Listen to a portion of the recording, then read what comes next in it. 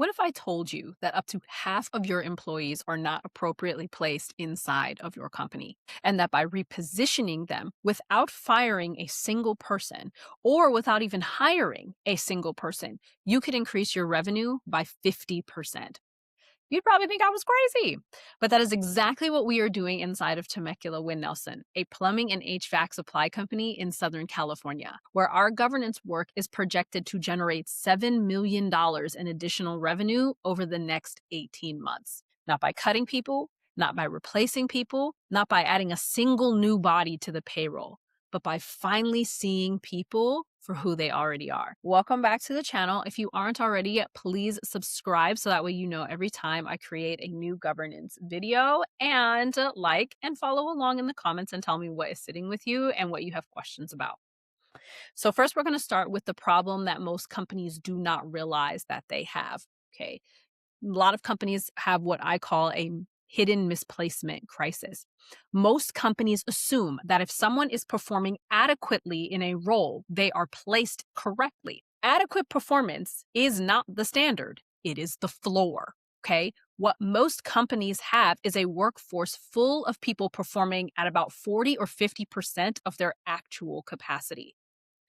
Not because these workers are lazy or because they lack skill. And it's not even because they don't care. And it certainly doesn't have anything to do with the fact that they are remote or not working in person.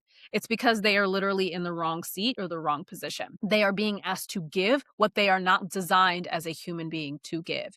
And the parts of them that could produce extraordinary results are sitting completely untapped. And most companies don't see this because most companies hire for skills and experience. They hire for what they see on the resume. They promote based on performance in the current role, which tells you nothing about whether someone is actually suited for the next role. They organize people based on organization charts and job descriptions that were written for a version of the company that may or may not even exist anymore. And they almost never ask the important question, which is this person in the role that actually fits who they are? So let's talk about what misplacement and having so many people misplaced in your company, what it actually costs. Turnover, right? The lovely T word. People leave roles that don't fit them, which costs on average 6 to 9 months of a person's salary to replace. Disengagement. People who are misplaced are not giving everything they have because the role doesn't call on them to give everything that they have. There's leadership bottlenecks. When people are promoted based on performance rather than leadership capacity, the entire organization just gets slower, and there's so much revenue left on the table. Every person operating at 50% of their capacity is 50% of their potential contribution that is not reaching your bottom line. My point is that most companies have tried everything to solve these problems. New software, new management training, new incentive structures, new hiring processes. None of it has worked well as they hoped because none of it is addressing the root cause. The people in the company aren't the problem. Where they are being placed is. So I want to talk about why energetic data is the answer. So I know what you are thinking. It's woo-woo. Energetic data sounds like crystals and horoscopes and things that have no place in a serious business conversation. Y'all need to chill on that, by the way. I want you to hold that reaction for just a second, and I want you to consider something. The data that you are using to figure out who people are is already just as arbitrary. When you look at someone's birthday on their resume, you're already making unconscious decisions about whether they're too young to be taken seriously or too old to be worth investing in. When you look at someone's name, you make unconscious assumptions about their background, their culture, and likely their work ethic. When you look at someone's appearance in an interview, you make snap judgments about their professionalism, their capability, and their fit. I once had a colleague that I was in a coaching program with who helped place immigrants into HR positions in Canada. And when I asked her one of the reasons why she had such a high success rate, I asked them, I said, do you have them change their name on their resume to like an English name? And she said yes, because she was trying to place them so that they wouldn't be discriminated against, instead of trying to fix the problem with the fact that these people were being discriminated against in the first place and not being offered a position based on their actual capabilities. That is something that so many companies do, right? None of these things are accurate predictors of performance. How a person looks, their culture, what you think that they're too old or too young to look like, that has absolutely nothing to do with performance. None of these things are rooted in science, but you use them every single day to make decisions about your people. Let's talk about what energetic data actually is, okay? Human design, which is the system that I use, there are plenty of others out there that other people use, but I use human design, is actually rooted in the science of genetics, quantum physics, and biochemistry.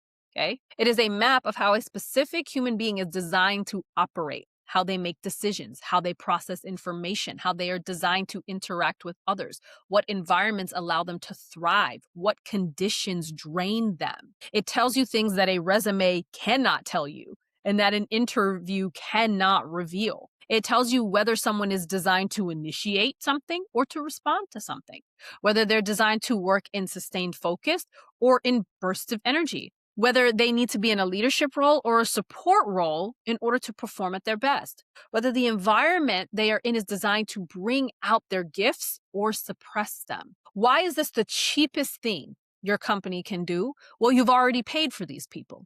You've already put a lot of money into them. You're paying for their salaries, their benefits, their overhead.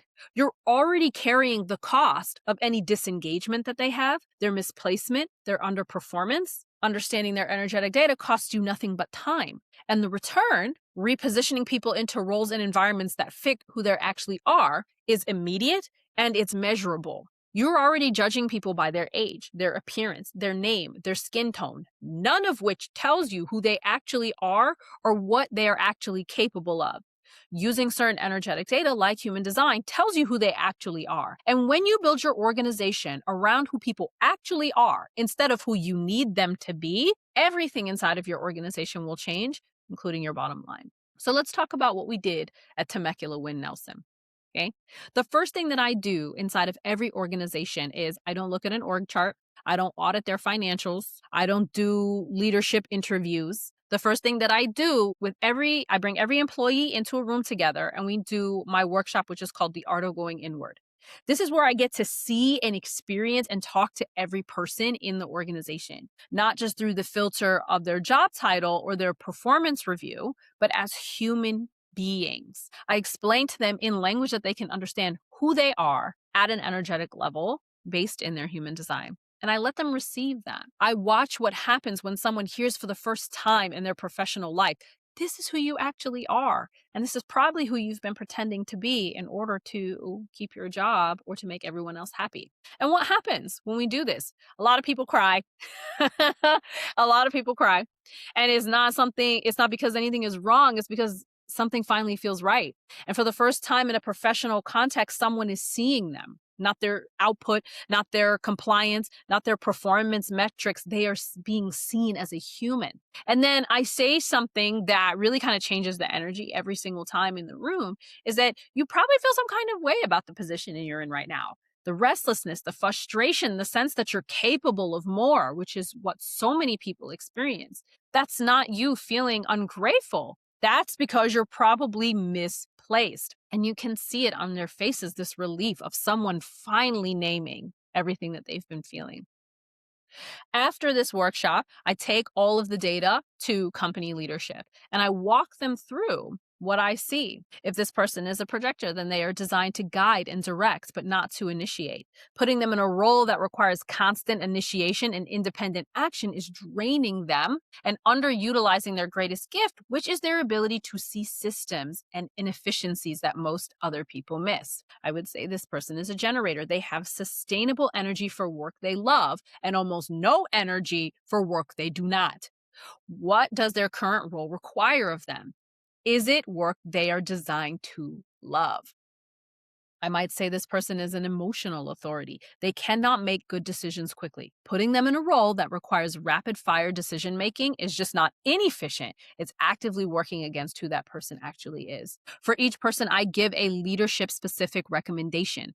This is how this person would operate better. This is the environment they need. This is the role that would allow them to give you everything they have. At Temecula Winnelson, with our repositioning plan, I took that data and we built a complete repositioning plan. So once leadership sees what I see, we build our repositioning plan. At Temecula Winnelson, we didn't fire anyone and we didn't hire anyone.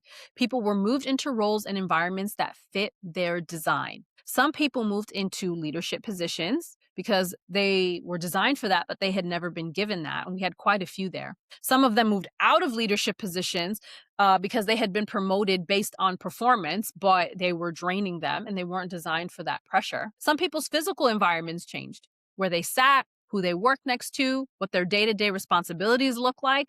All of this was based in their energetic data, and it was based in what they wanted. Because I asked all of them that too. What is it that you feel like you could be doing more of? What is it that you desire to have more of? Because people's wants and desires are just as important. Okay. And then we do ongoing support. I don't just implement and disappear. The engagement involves staying present, checking in, fine tuning, adjusting over a period of 6 to 12 months until everyone feels well placed and the organization can feel the difference. Because the repositioning plan itself can take up to 90 days to get everybody acclimated. And by the time the engagement concludes, the company doesn't just have repositioned people. They have a framework for every new hire, for every promotion, every team restructure going forward. And human design or what other form of energetic data we decide to use becomes part of how they see their people permanently. They become a company that can only see the person when they come in. They fully understand them and they know how to honor them in everything that they do because they recognize that honoring them increases their bottom line. So the projected result at Temecula Winnelson for the repositioning work we implemented is projected to generate $7 million in additional revenue over 18 months. And we didn't have to cut costs. We didn't have to add on the headcount. We just finally used the full capacity of the people who were already there. They are a plumbing and HVAC supply company. This is not a tech startup with unlimited resources and a culture of experimentation. This is a traditional, established business that decided to try something different, to see their people differently. And the financial projection speaks for itself. So let's talk about why this works for every company. This is not industry specific. If you have people, you have misplacement. I can guarantee it. It doesn't matter whether you're in plumbing supply or in tech or healthcare or finance or retail. Human beings are human beings. And human beings placed in roles that do not fit who they are will underperform. And it's not because they don't want to perform. It's because they are not designed for the role that they are actually in. This is not size specific. If you have 10 employees and 3 of them are misplaced, you are losing a third of your potential capacity. If you have 1,000 employees and 500 of them are misplaced, you are running at half capacity. The math works at every single scale. This is the cheapest restructure you will ever do. You have already tried very expensive solutions, new management software, new hiring processes, new training programs, new incentive structures. Some of those things helped, but none of them actually solved it, which is why you find yourself in the middle of this video. Okay? None of them address the root question, which is, are the right people in the right seats? Human design and using any energetic data gives you the answer to that question for every position in your organization. And repositioning based on that answer costs you a fraction of what turnover costs. It costs you a fraction of what disengagement costs. It costs you a fraction of what running at half capacity actually costs. One of the most valuable things that comes out of this work is not just the immediate repositioning, right? You'll get to see all the smiling faces and people in your company finally being like, oh my God, I love it here. But it's the framework that you now have for every new hire that you make going forward. Because before you place someone in a role, you understand who they are. You know what environment they need, how they make decisions, what kind of work they're built for. You stop placing people based on their resume and you start placing them based on who they actually are. And your retention rates go up. Your engagement goes up, your productivity goes up because you are building an organization of people who are in the right seats, who are in the right roles from day one. You are going to expand. You are going to hire more people. The question is whether you are going to keep placing them the same way you always have, based on resumes and interviews, or sometimes your gut feeling, which isn't totally misplaced, or whether you're going to start using the most accurate map of human capacity available to build an organization that actually runs on full power. So, what does this have to do with governance, which is the root of my work, right? Because you probably have worked with organizational development consultants before, or you think that this could be an HR thing. This is not HR. It's not human resources. Human resources manages compliance, compensation, legal risk. What I do is governance. Governance by design means building the architecture of how an organization makes decisions about its people, not reactively when there's a problem, but proactively as a foundational structure. One of the laws of shared systems, which I can link in the description below, which is about how shared systems should operate in order to honor individuals. One of the laws of shared systems states that individuals cannot be asked to suppress who they are in order to participate. Misplacement in a role is a violation of that law. When you put someone in a role that requires them to operate against their inherent design, you are asking them to suppress who they are every single day. And they do it because they need a job, because they want to contribute, because they're trying. But that suppression has a cost to them personally and to your organization's output.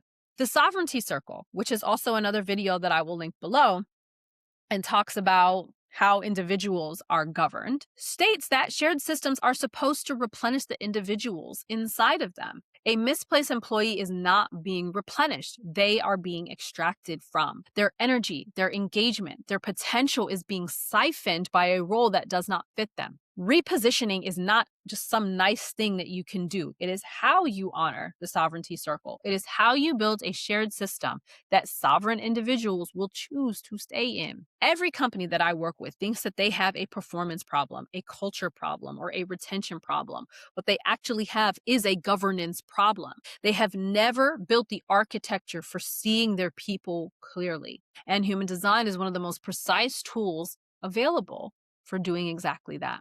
Temecula Winnelson is proof that you do not need to fire anyone, hire anyone, or spend millions on restructuring to fundamentally change what your organization is capable of. You just need to see your people for who they are, not who you need them to be, not what their resume says that they are, not who they perform as in an interview, because you know every single person is putting on a performance in an interview. Be so for real, okay? Human design, different types of energetic data, they give you that map. The Art of Going Inward workshop that I host gives your people the experience of being seen, not just by me, but by you as an employer. They think, oh my God, my employer went out of their way to give me a training that actually makes me feel good about who I am and helps me see myself. And it's not just, here's how you can produce more. Okay. The repositioning work that follows gives your organization the architecture to run at full capacity, not just for now, but for every person you bring in from this point forward. $7 million in projected additional revenue over 18 months for Temecula Winnelson. They didn't hire anybody. They didn't lay anybody off.